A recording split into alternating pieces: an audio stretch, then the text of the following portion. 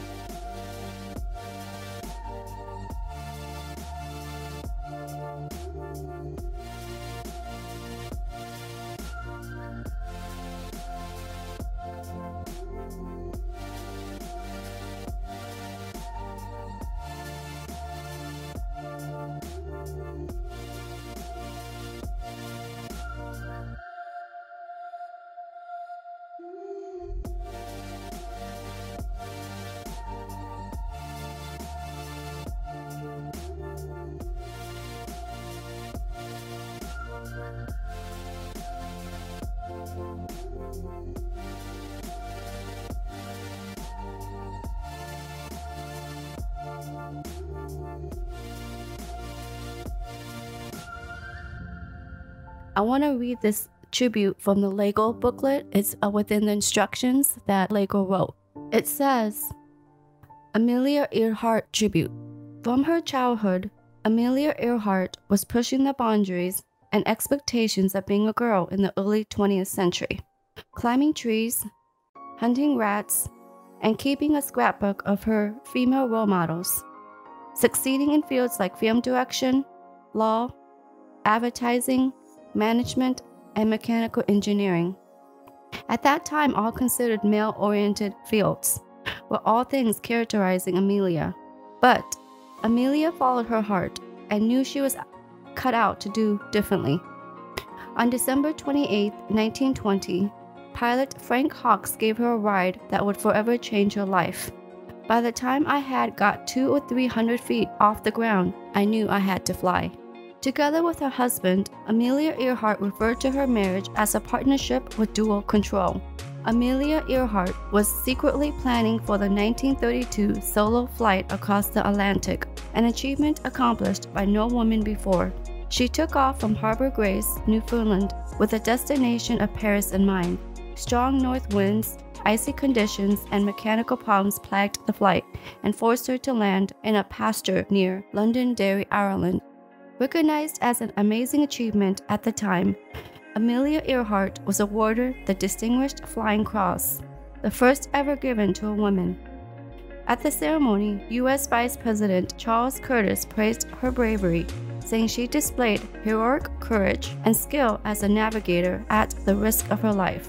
Earhart felt the flight proved that men and women were equal in jobs requiring intelligence, coordination, speed, coolness, and willpower. That I thought was amazing because it is true. Some people think that women is an emotional mess, but in dire situation, we know how to be cool and calm and collect when needed. And I totally agree with her on that hand.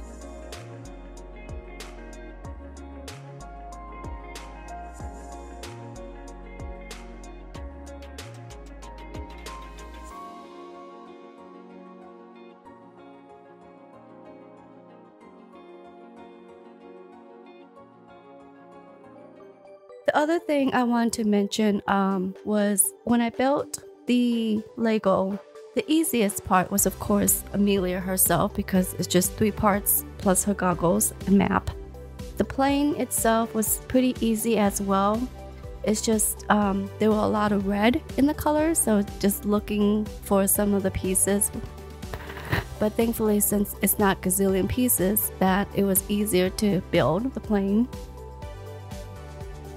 The stickers, they're always a little bit difficult to put on, just because I like to have it straight instead of trying to curve it or anything like that, and sometimes I had to take it off and put it back on to make it on perfectly or almost perfectly. I will say doing the feet of the plane was kind of interesting, because initially you're putting it on and it was movable, but then when you continue building the feet of the plane, the way they did it, it's not as movable, but that's because you're putting it as a model in a little stand. As a whole though, I did have a great time building this. It was fun seeing how it came from this small little base and then into this plane after you finish building it, because like anything else, you start with the foundation and it looks like nothing, and then you keep adding on more parts. When you finish, it becomes the airplane. I had a great time building Amelia Earhart. I'm appreciative that Lego did decide to do Women's History Month and used her for an example.